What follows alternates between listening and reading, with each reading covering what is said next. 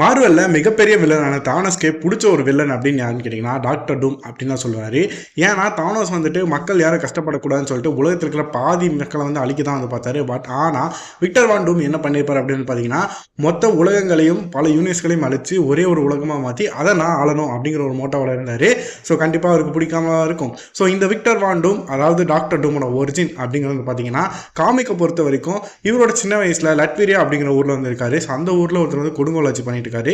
So அவர்கிட்ட இருந்து மக்களை காப்பாற்றணுங்கிறதுக்காக இவங்களோட அம்மா மெஃபிஸ்டோ கிட்ட தன்னை அர்ப்பணிச்சுட்டு அந்த மேஜிக்கல் சக்திகளை வச்சு காப்பாற்றணும்னு நினைப்பாங்க. பட் அது ஃபெயிலியராக போகிற பட்சத்தில் அந்த ஊர் மக்களே எங்கள் அம்மாவை சேர்ந்து கொண்டுருவாங்க. ஸோ அதுக்கப்புறமா காண்டார் இவர் அவங்க அம்மாவோட சக்திகளும் இவருக்கு இருக்கும் அண்ட் பயங்கரமான ஒரு ஜீனியஸாகவும் இருப்பார். ஸோ இது ரெண்டையும் சேர்த்து செமையாக ஒரு ஆர்மர் உருவாக்கி டாக்டர் டூமா வந்து உருவெடுக்கிறாரு. எஸ் இவரோட பவரே வந்துட்டு மேஜிக்கல் பவர்ஸ் அண்ட் செம ஜீனியஸ் அயன்மேன் மாதிரி. ஸோ அதனாலவோ என்னமோ அயன்மேன் இதுக்கு ஒத்துக்கிட்டாரோ அப்படிங்கிற ஒரு கேள்வியும் வந்து இருக்குது. ஸோ அதை தாண்டி பல தேர்வுகள் இருக்குது. அவெஞ்சர்ஸ் டூம்ஸ்டேல எதுக்காக ஆர்டிஜி டாக்டர் டூமா பண்ணுறாரு அப்படிங்கிறதுக்கு.